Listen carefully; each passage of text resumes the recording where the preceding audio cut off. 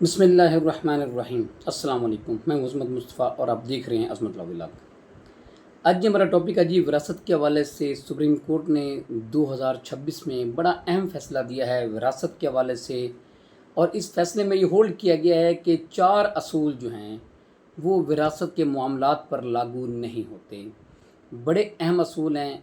और इस जो ये असूल हैं, इन असूलों पे अमल पैरा होते हुए बहुत से मामलात विरासत के हवाले से ऐसे हैं कि औरतों की या किसी भी वारस के जो है वो विरासत को उसे महरूम नहीं किया जा सकता। इन असूलों की वजह से जो कि सुप्रीम कोर्ट ने 2026 में ये फ़ैसला देते हुए ये असूल जो है वो वज़ा किए हैं और वो लागू होंगे। सबसे पहले हम डिस्कस करेंगे जी कि ये कानून कौन सा है। ये जी PLD 2026 सुप्रीम कोर्ट सफ़ा 42, ये इस पर रिपोर्ट हुआ है ये कानून। अब ये कानून क्या है, वो असूल क्या हैं। नंबर 1 जो है जी, ये वेवर जो है दस्तबरदारी, ये असूल जो है ये विरासत पर लागू नहीं होता। अब ये बात ध्यान रखें, पहला असूल जो है सुप्रीम कोर्ट ने इस फैसले में जो लागू किया है वो है जी दस्तबरदारी। महज खामोशी या वक्त गुजरने से किसी वारस का हक ख़त्म नहीं हो जाता। कोई भी विरासत का हक है, कोई भी जो विरासत में वो हकदार है और वो खामोश रहता है, उससे हरगिज़ मतलब ये नहीं लिया जा सकता। सुप्रीम कोर्ट ने ये होल्ड किया है कि किसी भी वारस की, किसी भी ऐसे शख्स की जिसका किसी जायदाद में बतौर वारस उसका हिस्सा बनता है और वो खामोश रहे, तो उससे बिल्कुल ये मतलब नहीं लिया जा सकता कि वो अपना हिस्सा जो है वो ख़त्म कर चुका है, वो अपना हिस्सा लेना नहीं चाह रहा, उसने अपना हिस्सा किसी और को दे दिया है। ऐसा कोई भी मतलब नहीं लिया जा सकता, या इससे ये मतलब भी नहीं लिया जा सकता कि वो जो है वारस जो है वो अपने हिस्से से दस्तबरदार हो गया है। यानी कि ये असूल जो है सुप्रीम कोर्ट ने कहा है कि रूल ऑफ वेवर जो है ये इस पे जो है वो विरासत पे ये लागू नहीं होता। किसी भी वारस को इस वजह से विरासत से महरूम नहीं किया जा सकता कि वो अपने हिस्से से जो है वो दस्तबरदार हो गया है। क्यों? इतने अरसे तो वो खामोश रहा है, तो इसलिए समझा ये जाए कि उसने दस्तबरदारी जो है वो दे दी है, तो उसने वो हिस्सा अपना नहीं लेना चाहता, तो ऐसा नहीं समझा जाएगा। और ना ही इस वजह से जो है वो किसी भी वारस को विरासत से महरूम किया जाएगा। ये पहला असूल था जी दस्तबरदारी का। दूसरा असूल है जी एस्टॉपल। पहले आपको बता दूं कि एस्टॉपल क्या होता है। अमर माने जो है वो ये है कि अगर कोई बंदा एक बात करता है तो वो ये कहते हैं जी कि दोबारा जो है वो इस बात से वो मुनर्रफ नहीं हो सकता, उससे इनकार नहीं कर सकता। कोई बात जो वो कर ले कि मैं ये काम ऐसे करूँगा या इस तरह कोई ज़िम्मेदारी दे दे, तो वो उससे जो है वो बैकआउट नहीं कर सकता, उससे वो हट नहीं सकता। ये है जी एस्टॉपल का कानून। एस्टॉपल का कानून जो कहते हैं जी कि विरासत के मामले में ये असूल, अमर माने का जो असूल है वो लागू नहीं होता। कानूनी तौर पर किसी वारस को अपना हिस्सा मांगने से रोका नहीं जा सकता। अच्छा, इससे मतलब ये है कि कोई वारस एक दफ़ा कह दे कि मैं अपना हिस्सा नहीं लेना चाहता, फ़र्ज़ करें। अब काफ़ी सारे मामला इसमें ऐसे होते हैं विरासत के हवाले से कि भाई बहन वो कह देते हैं कि जी हम अपना विरासत का हिस्सा नहीं लेना चाहते, या हम किसी और वारस को दे देते हैं, ज़बानी तौर पर वो कह देते हैं।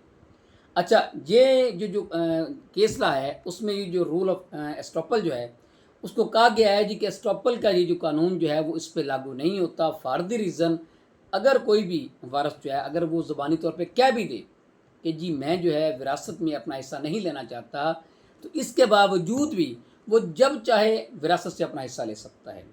क्योंकि सुप्रीम कोर्ट ने अब इस फैसले में ये होल्ड किया है कि हिस्सा ना लेने का बारे में इसका इजहार करने के बावजूद जो वारस जो होता है किसी भी विरासत का, वो अपना हिस्सा किसी भी वक्त मांग सकता है, किसी भी वक्त ले सकता है। उसे ये नहीं कहा जा सकता कि आपने क्या दिया था कि जी मैं अपना हिस्सा नहीं लूँगा तो लिहाजा आप नहीं ले सकते। ऐसी कोई बात नहीं है। वो वारस जब भी अपना हिस्सा लेना चाहे वो ले सकता है, बेशक उसने ये क्या भी दिया हो कि मैं अपना हिस्सा नहीं लूँगा। लेकिन ये एस्टॉपल का कानून जो है अमर माने का जो असूल जो है वो इस पे लागू नहीं होता, विरासत पे लागू नहीं होता। तीसरे नंबर पे क्या है जी, रिलिंक्विशमेंट जो है तर्क हक, कि अपना हक को तर्क कर दिया। बगैर पक्के सबूत या ज़बानी तौर पे हिस्सा छोड़ने का दावा कबूल नहीं होता। अच्छा, अब ये भी एक बात है जी, किसी ने कह दिया हो کہ میں اپنا حق، جیسے پہلی والی بات ہے کہ میں اپنا حق نہیں لیتا، اپنے حق کو ترک کر دیتا ہے کہ میں جو وراثت میں میرا جو حصہ بنتا ہے وہ میں نہیں لیتا۔ اچھا، اب جو بندہ بینیفیشری ہے، جو یہ کہہ رہا ہے کہ انہوں نے کہہ دیا تھا وارث نے کہ جی میں اپنا حق نہیں لیتا، تو اس کو ثابت کرنا پڑے گا کہ واقعی ایسے ٹھوس ثبوت ہیں، ٹھوس شواہد ہیں، شہادت ہے کہ جس سے یہ ثابت ہو جائے کہ واقعی اس نے جو ہے وہ گواہان کے سامنے یہ بات کی ہے، یا اس کے پاس کوئی تحریری ایسا ثبوت ہے کہ جس سے یہ بات واضح ہوتی ہو کہ اس نے اپنا حق کو جو وہ ترک کر دیا تھا اس وارث نے جس کی وراثت میں حصہ بنتا ہے، کہ اس نے کسی بھی ایسے، اس کے لیے ٹھوس ثبوت دینے ضروری ہیں۔ زبانی کہنا یہ کافی نہیں ہے کہ جی اس وارث نے جو ہے یہ اپنے حق وراثت سے یہ جو اس نے اپنا ترک کر دیا تھا، اس نے چھوڑ دیا تھا، اس نے یہ کہہ دیا تھا کہ میں اپنا حصہ نہیں لیتا، تو یہ ترک حق جو ہے یہ بھی جو ہے اس پہ وراثت پہ لاگو نہیں ہوتا۔ سپریم کورٹ نے یہ 2026 میں یہ بھی کہا ہے کہ یہ جو ترک حق والا جو اصول ہے یہ وراثت میں لاگو نہیں ہوتا۔ اگر کوئی کلیم کرتا ہے کوئی بھی شخص کہ جی فلاں وارث نے جو ہے اپنا حق جو ترک کر دیا تھا، تو اس کو ٹھوس شواہد کے ساتھ اس کو ثابت کرنا پڑے گا۔ نمبر 4 پہ جو اصول ہے جی وہ کیا لاگو کیا ہے اپنے سپریم کورٹ نے، وہ کیا وضع کیا جی؟ ایڈورس پوزیشن، مخالفانہ قبضہ۔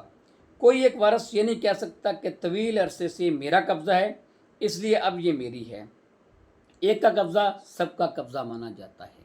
اچھا، اب یہ بھی ایک بات آ گئی۔ چوتھا اصول یہ ہے کہ ایڈورس پوزیشن سے ہوتا ہے جیسے ایک پراپرٹی میں دو جو ہے وہ وراثت میں حصہ دار ہیں، ایک بھائی جو ہے وہ اس کے پاس اس پراپرٹی کا، اس جگہ کا قبضہ نہیں ہے، دوسرے بھائی کے پاس قبضہ ہوتا ہے۔ اب جس کے پاس قبضہ ہے وہ یہ نہیں کہہ سکتا کیونکہ قبضہ میرے پاس تھا، تو اس سے سمجھا یہ جائے کہ جس کے پاس قبضہ نہیں تھا، جس وارث کے پاس، تو اس نے جو وراثت نہیں لینا چاہتا، یا اس کو وراثت نہیں دی جا سکتی، یا اس نے وراثت چھوڑ دی ہے، یہ بالکل نہیں کہا جا سکتا۔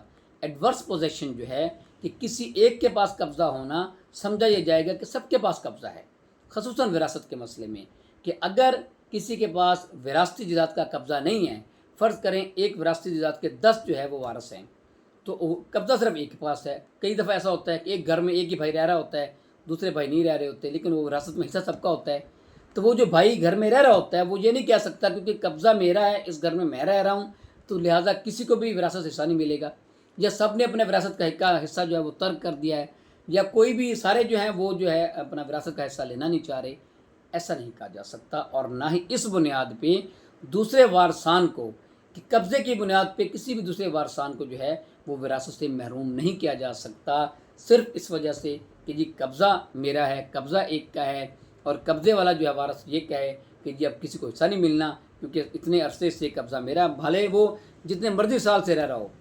تو وارثان جو ہیں جس کا قانونی طور پہ، شرعی طور پہ وراثت حصہ بن گیا ہے، تو وہ کسی وقت میں وراثت جو ہے وہ حصہ لے سکتا ہے، وہ مانگ سکتا ہے۔ یہ 4 اصول ہیں جی جو کہ سپریم کورٹ نے 2026 میں یہ اصول وضع کیے ہیں کہ یہ 4 اصول جو ہیں وہ جو لاگو نہیں ہوتے وراثت پہ۔ تو وراثت جو ہے، اگر وراثت ان حالات میں اگر کوئی صورتحال بن بھی جاتی ہے تو کسی بھی وارث کو وراثت سے محروم نہیں کیا جا سکتا۔ اس کے ساتھ مجھے اجازت دیجیے، اللہ حافظ۔